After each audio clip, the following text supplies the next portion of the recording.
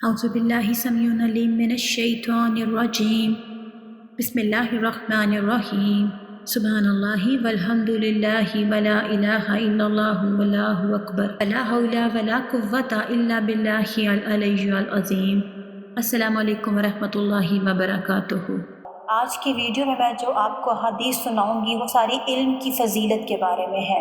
حدیث نمبر 71، نبی پاک صلی اللہ علیہ وسلم فرماتے تھے کہ اللہ کو جس کی بھلائی منظور ہوتی ہے اس کو دین کی سمجھ عنایت فرماتا ہے، اور میں تو بانٹنے والا ہوں، دینے والا اللہ ہے، اور یہ اسلام کی جماعت ہمیشہ اللہ کے حکم پر قائم رہے گی۔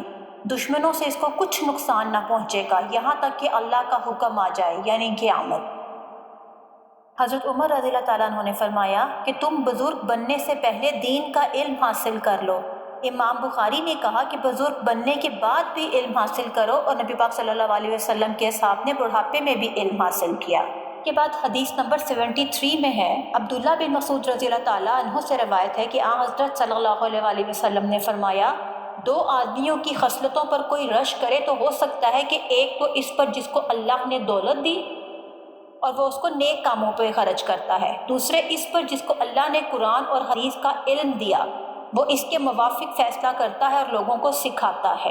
حدیث نمبر 75، ابن عباس رضی اللہ تعالیٰ عنہ نے کہا کہ حضرت صلی اللہ علیہ وسلم نے مجھ کو اپنے سینے سے چمٹایا اور دعا فرمائی، یا اللہ اس کو قرآن سکھا دے۔ حدیث نمبر 76، عبداللہ بن عباس رضی اللہ تعالیٰ عنہ سے کہ میں ایک مادیان گدھی پر سوار ہو کر آیا، اور ان دنوں میں جوانی کے قریب تھا لیکن جوان نہیں ہوا تھا، اور حضرت صلی اللہ علیہ وسلم منا میں نماز پڑھ رہے تھے، آپ کے سامنے آڑ نہ تھی۔ میں تھوڑی صف کے آگے سے گزر گیا اور مادیان کو چھوڑ دیا، وہ چرتی رہی اور میں صف میں شریک ہو گیا، اور مجھ پر کسی نے اعتراض نہیں کیا۔ حدیث نمبر 77، حضرت صلی اللہ علیہ وسلم کی کلی جو ہے وہ مجھے یاد ہے، جو آپ صلی اللہ علیہ وسلم نے ایک ڈول سے لے کر میرے منہ پر ماری کہ اس وقت میں صرف 5 برس کا تھا۔ یہ جو حدیث ہے یہ زہری سے روایت ہے۔ حدیث نمبر 79، جس میں عالم کی اور علم سکھانے والے کی فضیلت بھی بیان کی گئی ہے۔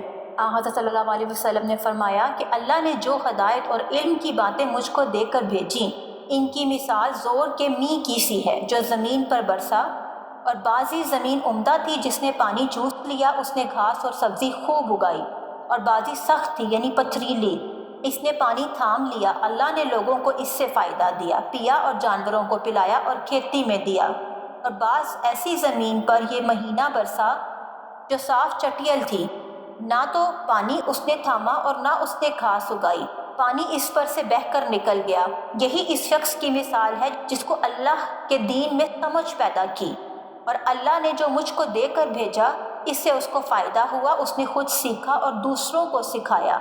اور اس شخص کی جس نے اس پر سر ہی نہیں اٹھایا اور اللہ کی ہدایت جو میں دے کر بھیجا گیا اس کو نہ مانا۔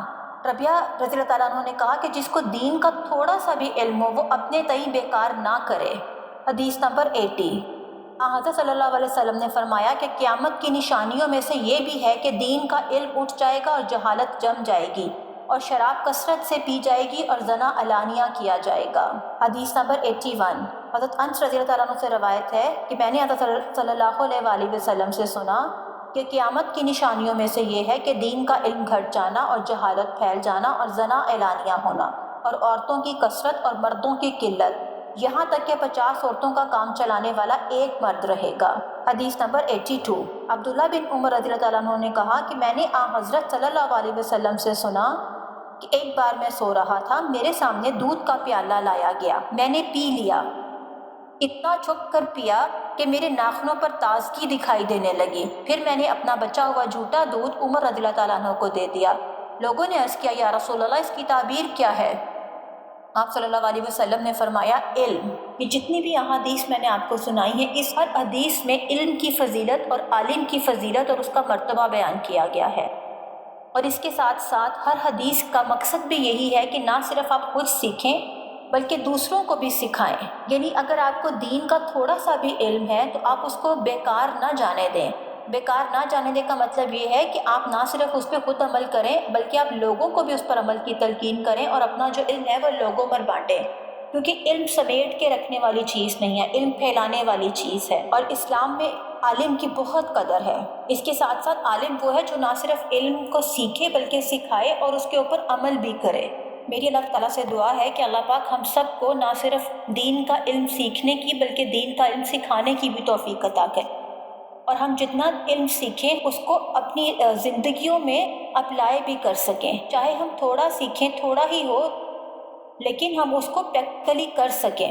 یہ نہ ہو کہ ہم علم کا خزانہ اکٹھا کر کے رکھیں اور اس میں سے کسی بھی چیز پر عمل نہ کر پائیں۔ علم کا مقصد صرف علم سیکھنا نہیں بلکہ علم کے اوپر عمل کرنا بھی ہے۔ علم وہی نافع ہوتا ہے جو کہ آپ کی زندگیوں میں نظر آئے۔ تو میری دعا ہے اللہ پاک سے، اللہ پاک ہم سب کو علم پر عمل کرنے کی توفیق عطا کرے۔ اللہ حافظ۔